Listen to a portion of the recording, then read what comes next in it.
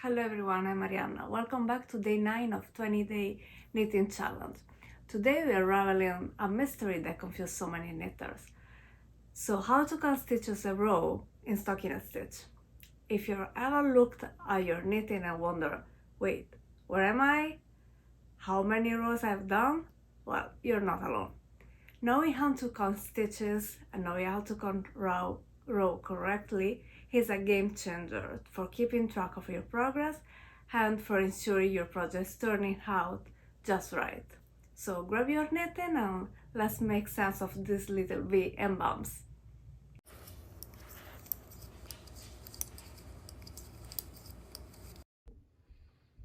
First, let's take a quick look at what stockinette stitch actually looks like.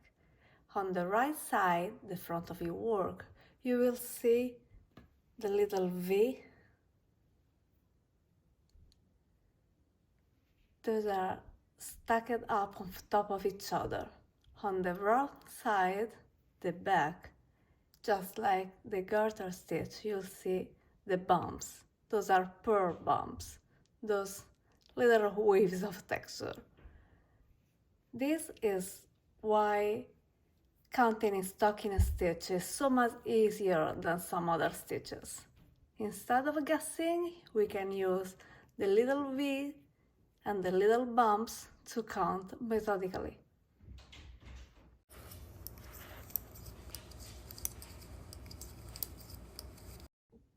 Now let's start counting stitches, the number of stitches across your row. So we count horizontally. You can lay flat or hold in your hands, it doesn't matter. So we count each V across the row, all the way to the edge. If you're working with a border, make sure you only count the V in stockinette stitch, this one. Border can sometimes trick you into thinking you have one extra stitch, so maybe just double check. One tip, if you lose track, you can place a stitch marker every 10 stitches. This makes counting so much easier, especially in big projects like a blanket or a sweater.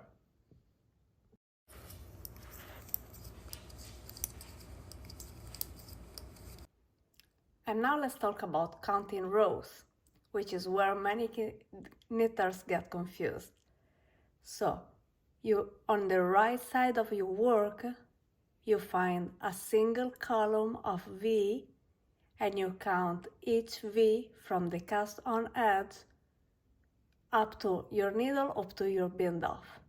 Each V is one row. The stitch on your needle doesn't count yet because it's not a completed row, so don't count that. It's still like an active stitch, waiting for the next row to be knit.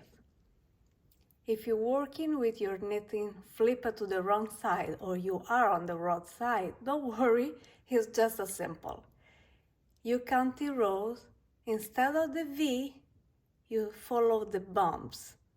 Count each horizontal ridge, and if you need to double check, you can always flip your work because counting V I found it much easier.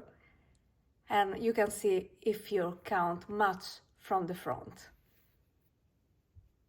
Same concept, just different perspective. You may be wondering, why does it even matter? Well, knowing how to count stitches and rows is the key to following pattern properly. If a pattern say knit 20 rows and you can't count them properly, you may knit too many or just a few, and suddenly maybe your sweater sleeve is too short or is too long. So just count your rows. And it also helps if you lose track where you are.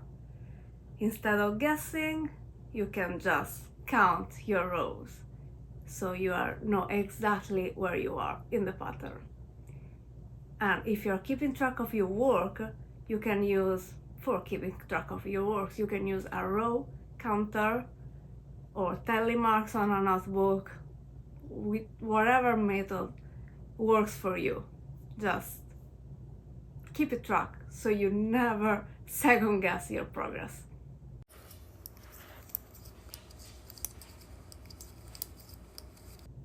And that's it. Counting stitches, counting rows, it isn't so tricky. It's just about knowing what to look for. If this helped, give this video a thumbs up and let me know in the comments. How do you use a row counter? Do you use tally marks? I love to hear what's worked for you. And if you haven't already, hit the subscribe button, turn on notification so you don't miss tomorrow's lesson. Until then, happy knitting!